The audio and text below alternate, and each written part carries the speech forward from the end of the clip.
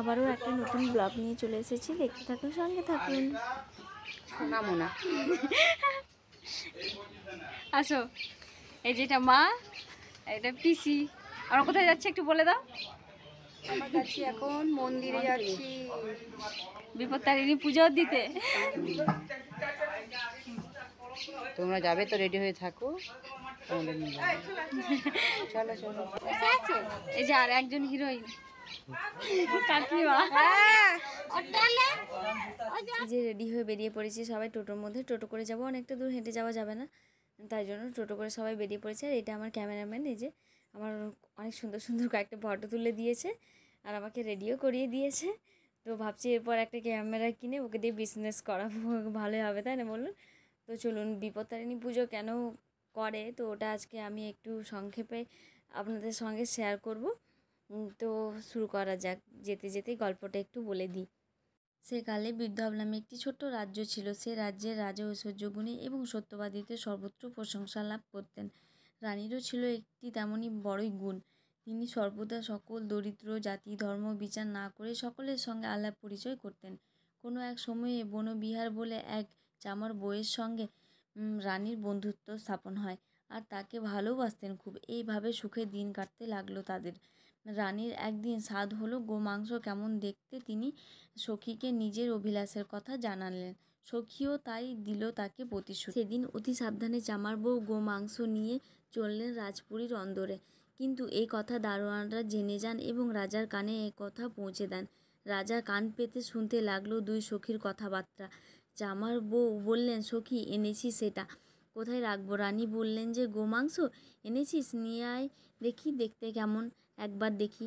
এ কথা রাজা শুনেই ভীষণ রেগে গেলেন এবং ছুটে গেলেন তাদের কাছে। রানী লুকিয়ে রেখেছিলেন গোমাংসটি একটি পাত্রে ঢাকা দিয়ে। রাজা জানতে চাইল, ওই পাত্রে কি আছে, সত্য বলবে, নইলে এই দণ্ডে তোমার বনবাস। রানী সেই মুহূর্তে সমস্ত পৃথিবী দেখতে লাগলো শূন্য। সেই সময় রানী মাটিতে লুটিয়ে পড়ে বিপত্তারিণী, বিপত্তারিণী, দুর্গাকে মা মা বলে ডাকতে লাগলেন। জগৎ জননী দুর্গা সে ডাকে সাড়া না দিয়ে পারলেন না। তিনি তার কানে কানে বললেন, তুই রাজাকে বল ওই পাত্রে ফলমূল আছে। বিপত্তারিণী দুর্গার দৃষ্টিতে ওই গোমাংস ফলমূলে পরিণত হয়ে গেল।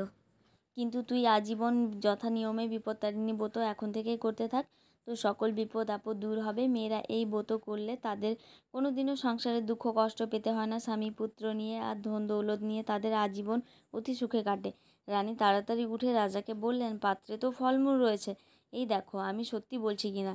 রাজা গোমাংসের বদলে ফলমূল দেখে তো অবাক হয়ে গেলেন। তারপরে ধীরে ধীরে অন্দরমহল ছেড়ে যেতে যেতে ভাবতে লাগলেন যে এ কী রহস্য। তবে সেই হতে প্রতি বছর রানী বিপত্তারিণী ব্রত পালন করতে লাগলেন আর সেই থেকে বিপত্তারিণী ব্রত সারা দেশে ছড়িয়ে পড়ল। এই যে গল্প করতে করতে আমি পৌঁছে গেছি মন্দিরে। আর রাস্তা প্রচুর জ্যাম ছিল, তো কি বলবা, তো ফাইনালি মন্দিরে চলে এসেছি। আর এই মন্দিরটা তো আমার কি বলবো শান্তির একটা জায়গা। মন খারাপেও আমি এখানে যাই আর আনন্দেতেও আমি এখানে যাই। এখানে আমাকে যদি ঘন্টার পর ঘন্টা বসে থাকতে বলে তো আমি মনে হয় ঘন্টার পর ঘন্টা বসেই কাটিয়ে দেবো, এরকম একটা ব্যাপার।